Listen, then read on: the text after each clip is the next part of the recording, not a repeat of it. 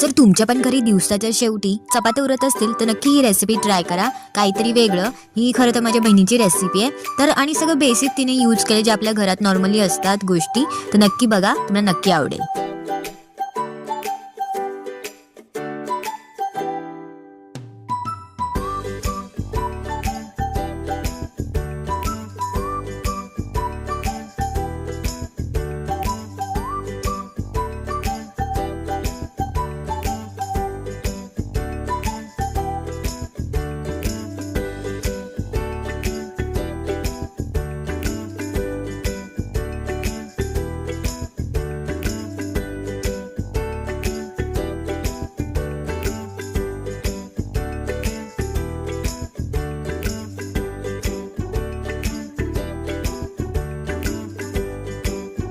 मस्त.